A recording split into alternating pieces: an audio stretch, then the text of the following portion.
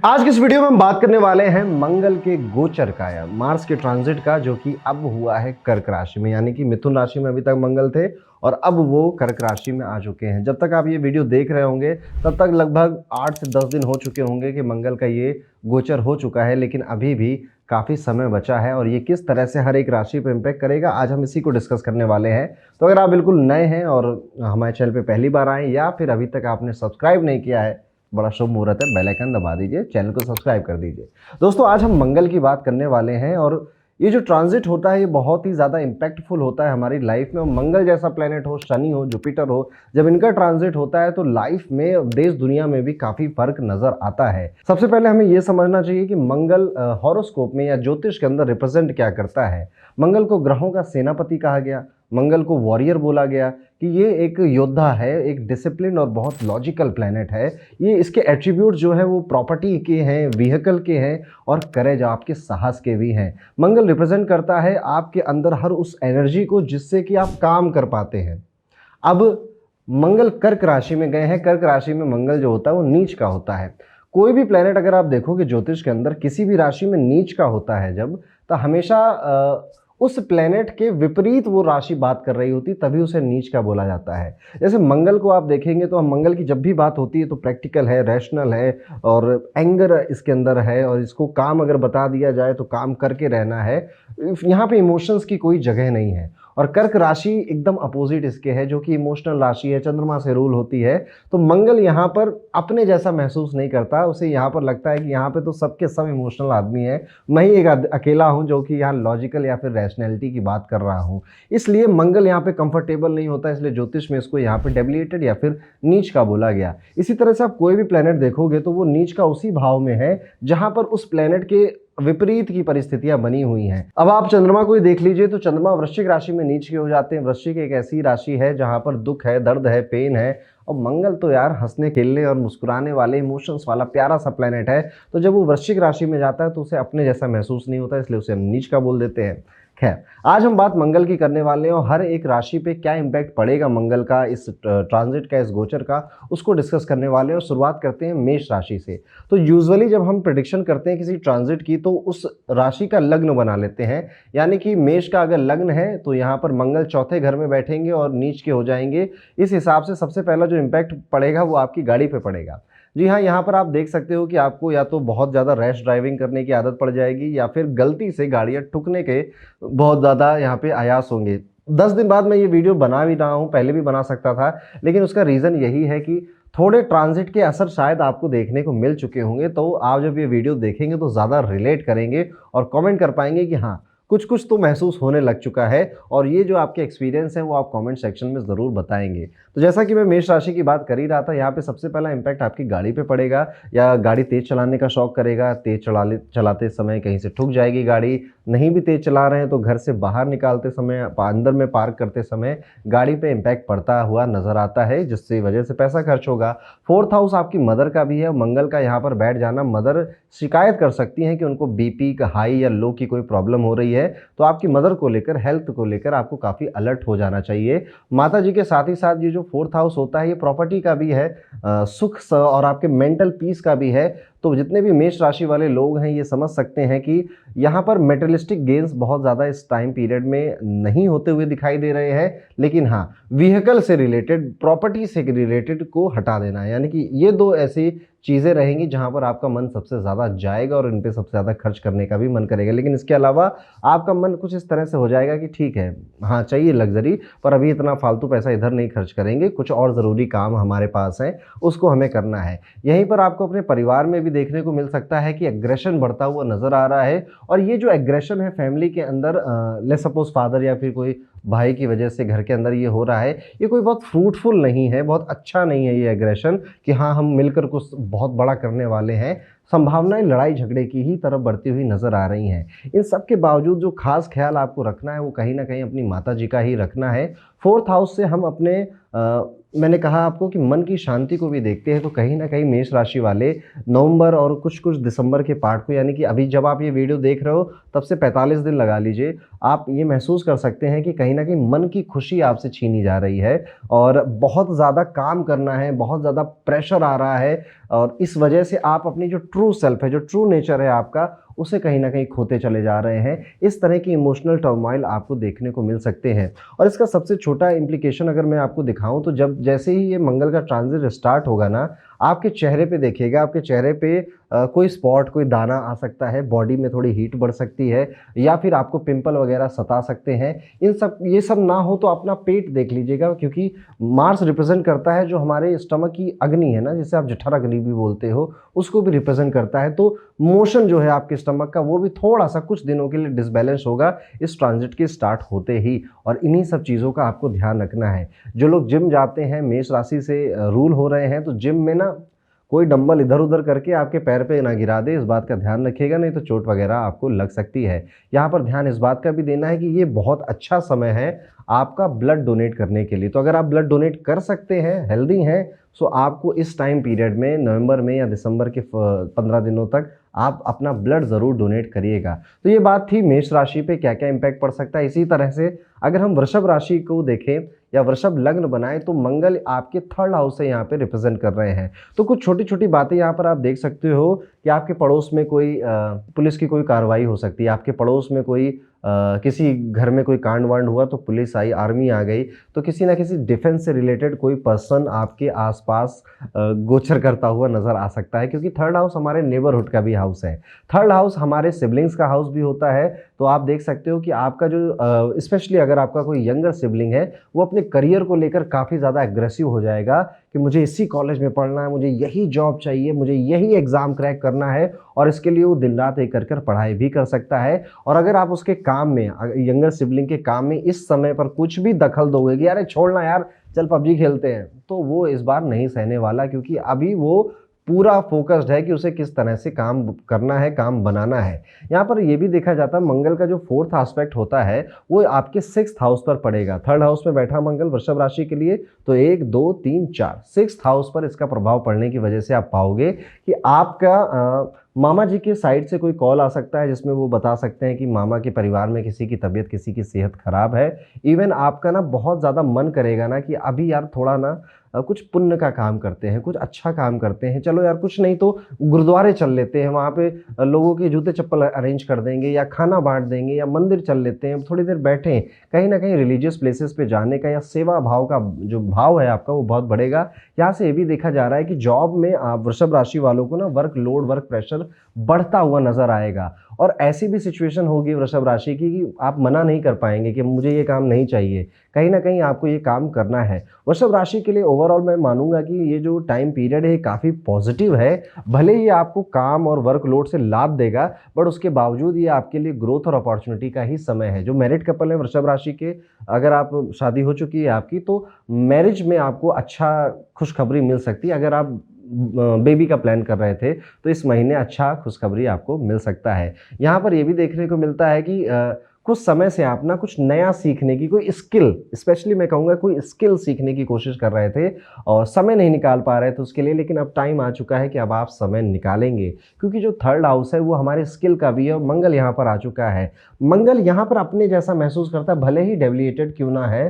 पर मंगल तो है ना एटलीस्ट। तो यहाँ पर ये हाउस ही पराक्रम का है, तो ये मंगल का खुद का घर भी माना जाता है। लाल किताब में इसे मंगल का पक्का घर भी बोलते हैं। दैट इज वाई वृषभ राशि के लिए आने वाला जो समय है 45-50 दिन का, ये काफ़ी पॉजिटिव, काफ़ी अच्छा जाने वाला। आप अपनी छाप अपने काम और अपने स्किल सेट की वजह से लोगों के ऊपर छोड़कर जाएंगे। वहीं पर अगर देखा जाए तो आपकी जो सेहत लंबे समय से बिगड़ी हुई थी, उसमें भी काफ़ी सुधार देखने को मिलता है। तो ओवरऑल वृषभ राशि के लिए काफ़ी बेहतर ये टाइम पीरियड जाएगा जो हमारे मार्स के ट्रांजिट का है।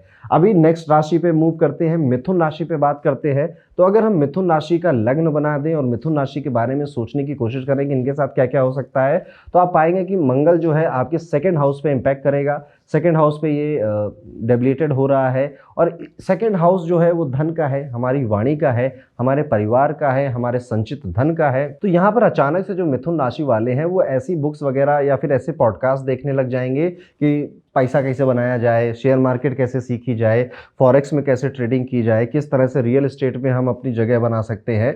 कहीं ना कहीं आपका जो मूड है वो पैसा बचाने में, पैसा बढ़ाने में बहुत जाएगा, और इस तरह के वीडियोस, बुक्स, पॉडकास्ट आप सुनने लग जाएंगे, देखने लग जाएंगे। सेकंड हाउस में मार्स आया है तो समझ जाइए कि आपकी जो ज़ुबान है उस पर भी अब मंगल का प्रभाव आने वाला है। तो कई बार आप देखोगे कि इस टाइम पे ना बोलते बोलते लड़खड़ा जा रही है आपकी ज़ुबान। आप बोलना कुछ चाह रहे हो, थोड़ा सा फंबल हो जा रहा है आपके साथ। ऐसी छोटी छोटी बातें नोटिस किया करिए, और ये ऐसे ही नहीं होती हैं। कोई भी प्लेनेट और मंगल जैसा बड़ा प्लेनेट जब ट्रांजिट करता है, गोचर करता है, तो इन्हीं छोटी छोटी सिम्टम से हमको बताता है कि दोस्त मैं आ चुका हूँ और अब मेरे अकॉर्डिंग ये दुनिया चलेगी। यहाँ पर ये सेकंड हाउस में बैठा मार्स एस्पेक्ट करेगा आपके फिफ्थ हाउस को। इस वजह से आपका ना एजुकेशन में भी काफ़ी इंटरेस्ट बढ़ेगा। और अगर आपका कोई बेबी है, बच्चा है आपके घर में, तो आप उसको पाओगे कि उसका चिड़चिड़ा स्वभाव अचानक से बढ़ने लग गया है, वो काफ़ी फ्रस्ट्रेट रहने लग गया है। इवन आप ये भी पा सकते हैं कि आपका जो छोटा बच्चा है वो खेलते कूदते कहीं कोई कट लग जाएगा उसके और ब्लड निकलने लग जाएगा। कोई डरने या घबराने की कोई बात नहीं है, छोटी मोटी चोट होगी बट ब्लड दिखने लग जाएगा। ऐसे इंडिकेशन ये मार्स सेकंड हाउस में हमको देता है। सेकंड हाउस का मार्स सीधे इम्पैक्ट एट्थ हाउस को भी करता है। और यहाँ पर देखने को मिलता है कि अगर आपकी मिथुन राशि है तो आपका ज्योतिष में, अकल्ट में, तंत्र में, साधना में अचानक से एक एग्रेसिवली इंटरेस्ट इंक्रीज हो जाएगा और आप रात रात में बिंज वॉच कर दोगे कई सारी वीडियोस किसी एस्ट्रोलॉजर की या फिर किसी एस्ट्रोलॉजर के पॉडकास्ट वगैरह की, क्योंकि आपकी दिलचस्पी बड़ी ज़्यादा इंक्रीज हो रही है इसमें। मिथुन राशि वालों के लिए अगर ध्यान से देखा जाए तो ये मंगल आपके लॉर्ड है 11th हाउस का। 11th हाउस का लॉर्ड बैठ गया सेकंड हाउस में ट्रांजिट के चार्ट में, तो ये इनकम और फाइनेंशियल कंडीशंस के लिए बड़ा अच्छा, इसे धनयोग बोला जाता है। अगर मैं सीधे सीधे ही बोल दूं तो यहाँ पर ये समय जो है ये पैसा कमाने के लिए थ्रू द प्रॉपर्टी या थ्रू इन्वेस्टमेंट काफ़ी बेहतर है। इवन यहाँ पर ये दोस्तों के साथ समय बिताने का भी एक संकेत हमको देता है कि आपका ये जो टाइम पीरियड है, आपके जो गुड वेल विशर्स हैं, जो आपके अच्छे दोस्त हैं, रिश्तेदार हैं, उनके साथ ये समय आपका बीतने वाला है और आपको बेसिकली मज़ा आएगी। यहाँ पर ये साहस, हिम्मत सब कुछ बढ़ाएगा आपकी। तो और सेकेंड हाउस जैसे मैंने कहा कम्युनिकेशन का भी है, तो आपका कम्युनिकेशन ऐसा होगा कि लोग इम्प्रेस हो जाएंगे, लेकिन शुरुआत में थोड़ा फंबल वाली चीज़ें आपको देखने को यहाँ पर मिल सकती है। ओवरऑल मिथुन राशि के लिए भी ये जो ट्रांजिट है काफ़ी बेहतर है, काफ़ी अच्छा रहने वाला है। आगे बढ़ते हैं कर्क राशि की अगर बात करें तो अब कर्क राशि में मंगल के इस ट्रांजिट को समझने के लिए हमें कर्क लग्न बनाना पड़ेगा, जिसकी वजह से मंगल आपके फर्स्ट हाउस में यानी लग्न में ही डेबिलिएटेड हो रहा है, नीच का हो रहा है, और ये आपके हॉरोस्कोप में लॉर्ड बनेगा 10th हाउस का। तो 10th house Lord sitting in the first house ये कंडीशन है। तो जितने भी लोग हैं जो नए काम की तलाश कर रहे हैं, नई जॉब की तलाश कर रहे हैं, उनके लिए काफ़ी अच्छा गुड न्यूज़ लेकर आएगा कि आपको बस अब घर से निकलना है, थोड़े हाथ पैर मारने हैं और आपको काम मिलने लग जाएगा। वहीं पर यह भी देखा जा रहा है कि फर्स्ट हाउस में डेबिलिएटेड जो मार्स है आपकी सोच को ऐसा कर देगा ना कि बहुत हो गया यार, अब ये लेजीनेस, ये विदाउट डिसिप्लिन की ये जो मेरी लाइफ है, अब I want to change it, मुझे इसको बदलना है। जिस वजह से आप ना सबसे पहले तो अपने कमरे को सुधारोगे, या फिर आपने सुधार लिया होगा, 20 अक्टूबर के बाद देखिएगा अपने कमरे में थोड़ी चीज़ें आप बदलोगे भी, इधर की उधर रखोगे, उधर की चीज़ें इधर रखोगे। क्योंकि सबसे पहले जब भी कोई व्यक्ति अपनी लाइफ को चेंज करने के बारे में सोचता है या थक जाता है लेजीनेस से, तो उसका पहला जो काम होता है वो अपने रूम को सुधारने का ही होता है। रूम को सुधारने से मेरा मतलब है कि बेडशीट वगैरह ठीक करना, चेंज कर लेना, टेबल कुर्सी की लोकेशन वगैरह चेंज कर देना, बुक सेल्फ राइट कर लेना।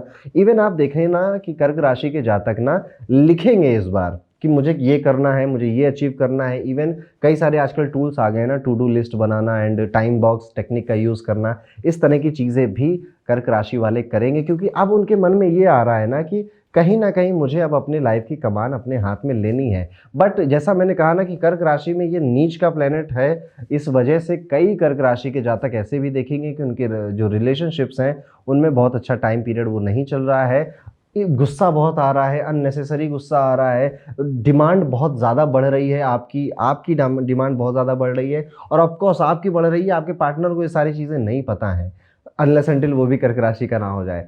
तो अब क्योंकि एक तरफ से जब डिमांड बढ़ती है तो ज़रूरी नहीं है कि सेम टाइम पे सप्लाई बढ़ जाए। दैट इज़ वाई रिलेशनशिप्स में आप काफ़ी प्रॉब्लम देख सकते हैं। बट आप ये देखेंगे कि रिलेशनशिप में चाहे जो कुछ भी हो रहा हो, आपके करियर में काफ़ी अच्छा इम्प्लीकेशन, काफ़ी अच्छा बना कर जाएगा ये मंगल आपको। बस आपको ध्यान ये रखना है कि इस टाइम पीरियड में बहुत ज़्यादा बोलना नहीं है, बहुत ज़्यादा सोचना नहीं है, करते रहना है। बस चीज़ें अपने आप आपकी हिसाब से फिगर आउट हो ही जाएंगी। यहाँ पर ये भी देखने का मन कर रहा है क्योंकि मार्स फर्स्ट हाउस में आ चुका है आपकी कर्क राशि, तो बहुत सारे लोग अभी आपको ये कहने वाले हैं, यार तुम ऐसे थे नहीं, अब तुम्हें क्या हो गया है, तुम ऐसे अब चुप चुप से क्यों हो, या तुम अब बातें क्यों नहीं करते हो ज़्यादा। क्योंकि अब आप अपने लिए काम करना है, हो गया बस इमोशन, हो गया बस सब कुछ। बस अभी खुद के लिए कुछ करना है, खुद के लिए इम्प्रूवमेंट लेकर आनी है। अब इसी के साथ हम सिंह राशि में अगर चलें, सिंह राशि का जब आप चार्ट बनाओगे तो मंगल 12th हाउस में आ जाएगा। और मार्स जैसे ही 12th हाउस में आता है तो एक तो कुंडली में राहु केतु चाहे जहां बैठे हो तंग नहीं करते, परेशान नहीं करते। मंगल का 12वें घर में आना और मालिक होना आपके 9th हाउस का, तो 9th लॉर्ड 12th में चला गया। तो कई सारे सिंह राशि के जातक ऐसा सोचेंगे कि मुझे ना अब इन्वेस्टमेंट करनी है, मुझे, और फादर का यहाँ पे सहारा भी लेंगे या किसी टीचर किसी मेंटर का सहारा भी लेंगे। आपकी टेस्ट बड भी बहुत ज़्यादा एक्टिवेट होगी, तो आपको ना नई चीज़ें खाने पीने का भी अब खूब मन करने वाला है कि यार वहाँ चलते हैं चांदनी चौक पराठे वाली गली में, जरा पराठे खा के आते हैं, काफ़ी टाइम हो चुका है। 4th हाउस लॉर्ड भी है मंगल आपके लिए, तो आप ये देख सकते हैं कि आपकी माता जी भी कहेंगे कि अब चलो ना कहीं दूर चलते हैं घूमने, किसी जैसे वैष्णो देवी चलते हैं घूमने, या किसी धार्मिक स्थल पे चलते हैं जो कि बहुत दूर है, जहाँ पे थोड़ा फ्लाइट ट्रेन लेता है अच्छा खासा टाइम वहाँ पहुँचने में। विदेश जाने का भी आपके माता पिता बोल सकते हैं कि मन कर रहा है, ऐसा घूमने का मन कर रहा है, तो इस जगह भी आपका ट्रैवल खूब होने वाला है। देखिए मंगल जहाँ बैठता है ना, वहाँ पर आपकी एनर्जी जाने लग जाती है, इनडायरेक्टली आपकी एनर्जी का फ्लो वहाँ से होने लग जाता है। और ये एनर्जी का फ्लो मंगल खींचता कहाँ से, जिन हाउसेस का लॉर्ड होता है। तो सिंह राशि के लिए 4th हाउस और 9th हाउस का लॉर्ड माता पिता का है। तो ये जो टाइम पीरियड है, आपके माता पिता का इन्फ्लुएंस आपकी इन्वेस्टमेंट में, आपके ट्रैवल में बहुत ज़्यादा होने वाला है। इवन आपके जो एक्सपेंसेस हैं, खर्चे हैं, उनमें भी आप पाएंगे कि इनका बहुत होने वाला है। लेकिन सबसे अच्छी बात क्या है, मंगल जब 12th हाउस में बैठता है तो राहु केतु जैसे मैंने कहा कंट्रोल में आ जाते हैं। तो अभी तक जो लोग ओवर थिंकिंग कर रहे थे सिंह राशि के होते हुए भी स्ट्रेस ले रहे थे, बहुत ज़्यादा काम कर रहे थे, या किसी से बहुत ज़्यादा जेलस हो रहे थे, ये सब चीज़ें एकदम से आपकी लाइफ से हट जाएंगी। कहीं ना कहीं टेंशन जो थी वो धीरे धीरे आप देखोगे अब वो टेंशन लग नहीं रही, क्योंकि आपने वहाँ पर गौर करना बंद कर दिया। देखिए हमेशा चिंता तभी होती है जब हम किसी चीज़ से परेशान हैं और बार बार उसी को देख रहे हैं, बार बार उसी को देख रहे हैं। फॉर एग्जांपल आप अपने सर्वेंट से परेशान हो और बार बार आपको रोज़ सुबह उसका मुंह देखना पड़ता है और रोज़ वो गलती करता है। एक बार जब आप वहाँ से नज़र हटा लोगे ना, ये छोड़ो यार जो कर रहा करने, तो मेरी ज़िंदगी में और कुछ है, वो चीज़ फ़र्क करना ही बंद कर देती है। और यही चीज़ सिंह राशि के साथ होने वाली है। अब इसी तरह से अगर कन्या राशि को समझें, तो कन्या राशि में मंगल इम्पैक्ट कर रहा है इनके 11th हाउस को, और यहाँ पर ये लॉर्ड है 3rd हाउस का और 8th हाउस का। अब तीसरा घर और 8वां घर दोनों ही थोड़े से परेशानी वाले हाउस होते हैं। 3rd हाउस 8th हाउस से 8th पड़ता है, दैट इज़ वाई इसको भी हार्ड वर्क, परेशानी या पेन का हाउस बोला गया है। 8th हाउस तो होता ही हमारा पेन और सफरिंग का। इन दोनों का मालिक बैठा है कहाँ पर, बैठा है 11th हाउस में। तो आप पाएंगे कि इस पूरे टाइम पीरियड में जो आने वाले 50 दिन हैं आपके, कुछ भी अच्छा हो रहा है अगर आपके साथ, तो उससे पहले आपको परेशान होना पड़ता है। एक बैड न्यूज़ आती है, उस बैड न्यूज़ से आप जूझ रहे होते हैं, तभी एक गुड न्यूज़ आती है। तो पहले दुर्भाग्य आएगा, उसके बाद सौभाग्य आपके जीवन में आएगा। यहाँ पर यह भी देखा जा रहा है कि आप किसी डिफेंस के पर्सनल से मिल सकते हो जिसको आप एडमायर करते थे, या फिर आप किसी ऐसे व्यक्ति से मिल सकते हो जिसके पास नॉलेज बहुत ज़्यादा है अपने फील्ड की, और वो बहुत एक्टिवली अपने फील्ड में काम कर रहा है और आपका आइडल भी है। ऐसे व्यक्ति से भी आपकी मुलाकात, बातचीत हो सकती है। ये टाइम पीरियड कन्या राशि के लिए बहुत ज़्यादा इनकम बनाने का नहीं है। ये टाइम पीरियड कन्या राशि के लिए पेशेंस का है। थोड़ा वक्त लीजिए, थोड़ा आराम कीजिए, थोड़ा सा रुक जाइए। आपके जो भाई बहन हैं वो आपको मोटिवेट कर सकते हैं कि भैया या दीदी चलो अब एक गाड़ी खरीद ही लेते हैं, गाड़ी खरीदना बहुत ज़रूरी हो गया है, तो एक गाड़ी तो अब खरीदनी है, एक्सपेरिमेंट करना है या फिर नया एक्सपीरियंस लेना है, बहुत टाइम हो गया। तो आप लोग गाड़ी खरीदने के बारे में भी सोचेंगे, और कई सारे लोग एक्सपेरिमेंट करेंगे अपनी इन्वेस्टमेंट के साथ कि यार चलो ना एक बार गवर्नमेंट बॉन्ड्स खरीद के देखते हैं, यार चलो एक बार पैसा लगा के देखते हैं शेयर मार्केट में, जिन्होंने अभी तक नहीं लगाया होगा, या फॉरेन की शेयर मार्केट में पैसा लगा कर देखते हैं। तो कई सारे लोग आपको इस तरह के मिलेंगे जो आपको मोटिवेट करेंगे इन्वेस्टमेंट के लिए। ओवरऑल देखा जाए तो कन्या राशि के जातकों, आपके लिए ये जो समय है, ये जो वक्त है, ये पेशेंस वाला है। तो कि थोड़ा सब्र से काम लीजिए। गाड़ी खरीदना चाहते हैं तो खरीद सकते हैं, उसमें कोई दो राय नहीं है। अच्छा योग बना हुआ यहाँ पे दिखाई देता है। अभी चलते हैं वीडियो में आगे और बात करते हैं तुला राशि के बारे में कि तुला राशि का कैसा जाएगा आने वाला ये पूरा समय। मंगल का गोचर तुला राशि के चार्ट में 10th हाउस में होने जा रहा है, जो कि कर्म का भाव है, प्रोफेशन का भाव है। वहीं पे दूसरे और सातवें घर का मंगल आपका स्वामी भी है। आपको यहाँ पर देखने को मिलेगा कि आपका अगर कोई पार्टनर है, शादी वगैरह हो चुकी है, तो वो आपके प्रोफेशन से रिलेटेड कई सारी टिप्स आपको देगा और आप पहले तो नज़रअंदाज कर दोगे, लेकिन इवेंचुअली आप वही काम करोगे बाद में जाकर, और फिर आपका पार्टनर कहेगा बोला था ना, मैंने तो पहले ही कह दिया था ये होने वाला है।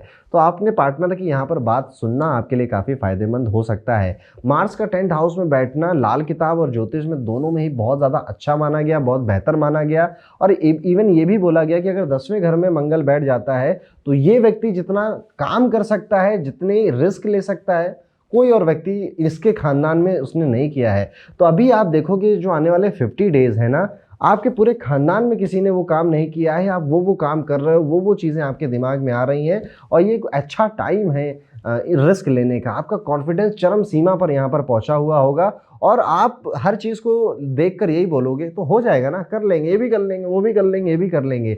और मज़े की बात तो ये है कि दुनिया को लगेगा कि आप कैसे करेंगे, बट आप सच में कर लेंगे वो काम, क्योंकि मंगल की एनर्जी 10th हाउस से मिल जाती है। तो ये व्यक्ति छोटा मोटा रह ही नहीं सकता। ये जब तक कुछ ऐसा काम ना कर दे जो अभी तक हुआ नहीं है इसके घर में, तब तक इसको चैन नहीं आता।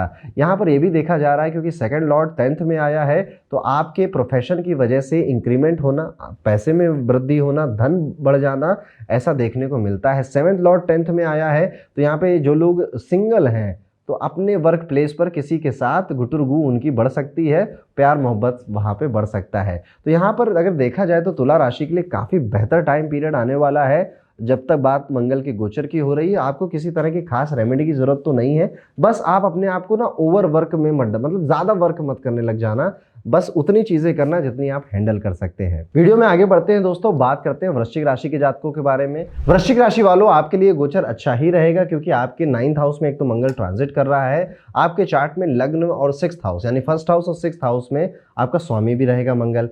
किस्मत आपका साथ पूरा देने वाली है। यहाँ पर कुछ नए प्रोजेक्ट्स भी मिलेंगे, कई नई पॉसिबिलिटीज़ भी खुलेंगी। यहाँ पर आप देखोगे ना कि मंगल आते ही एक्टिवेट करेगा आपके, सबसे पहले आपके भाग्य को, और भाग्य को तो एक्टिवेट करेगा ही।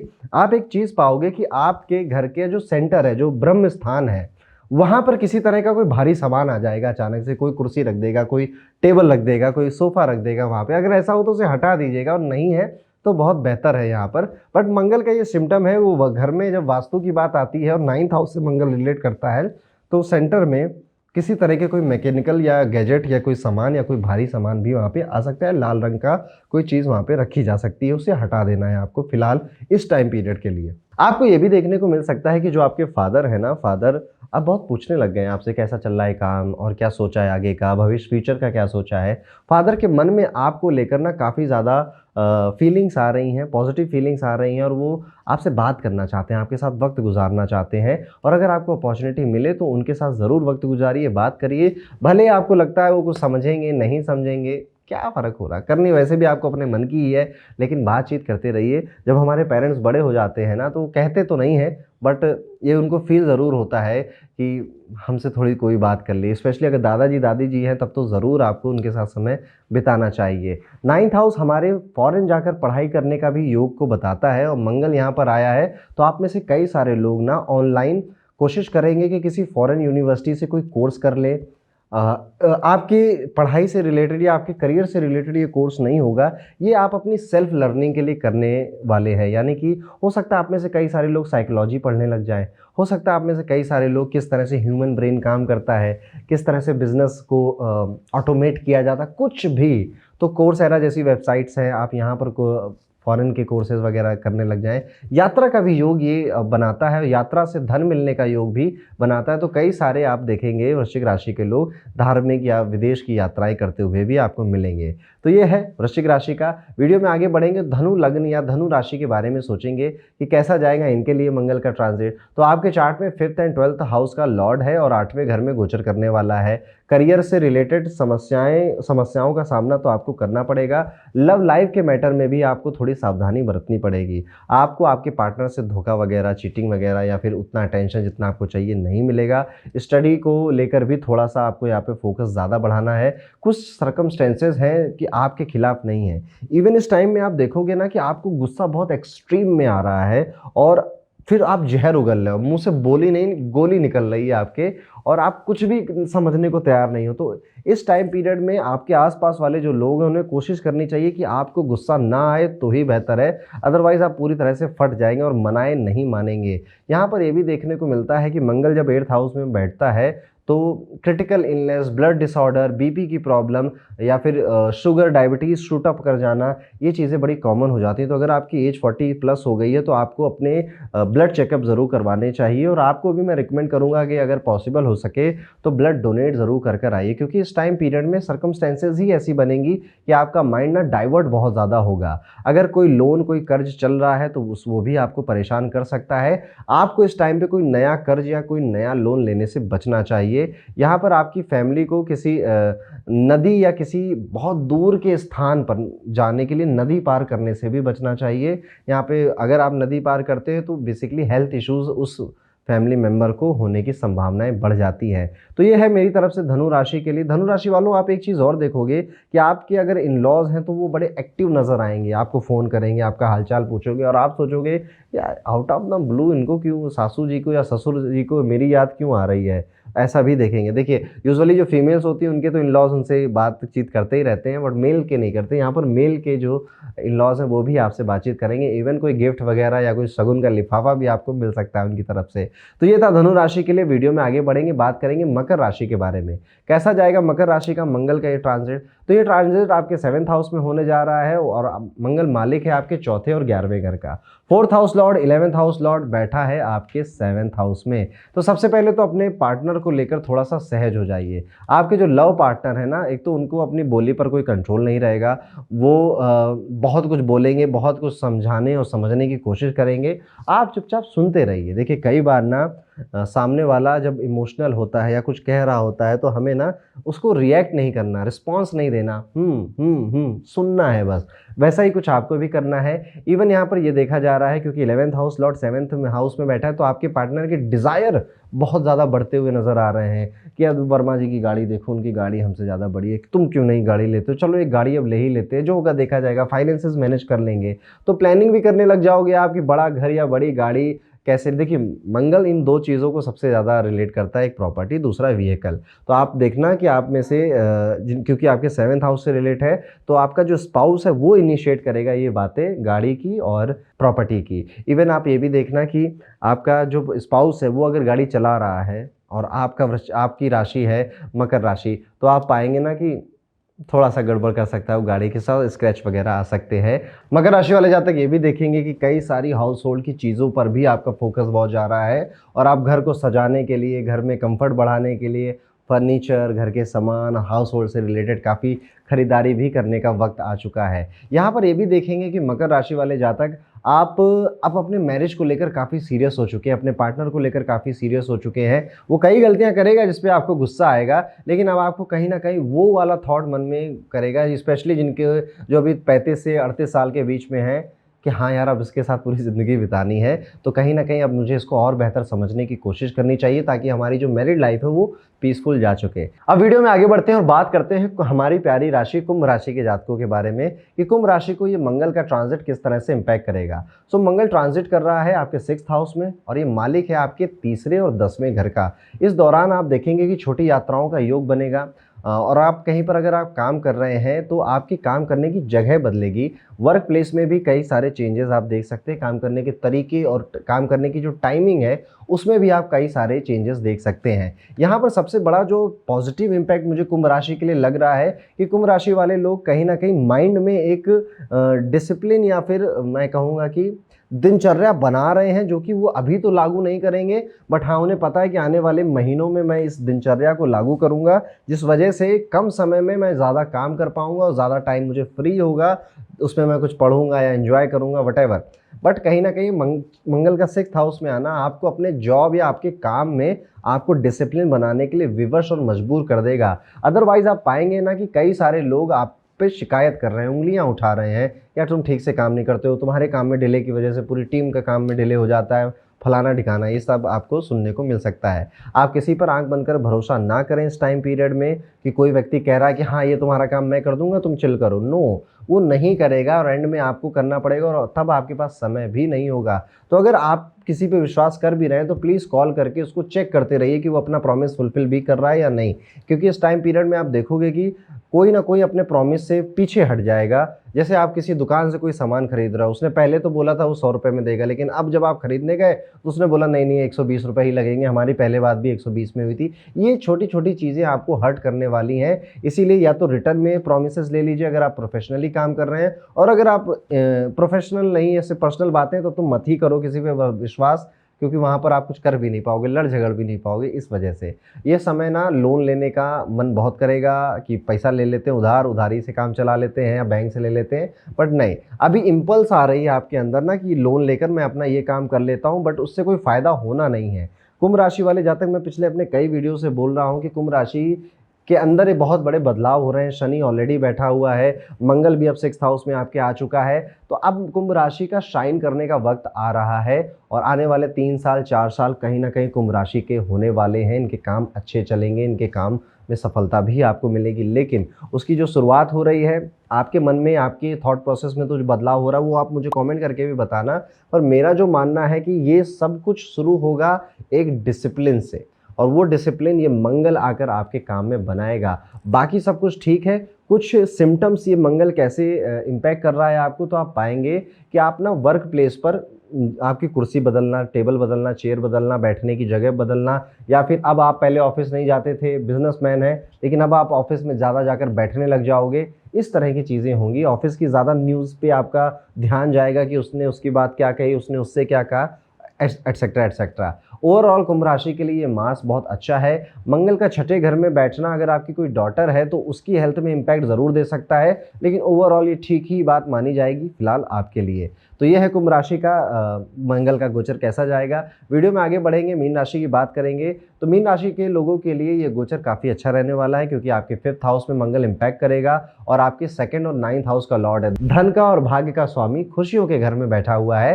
तो आपके संतान के पक्ष से जुड़ी खुशखबरियां मिल सकती हैं।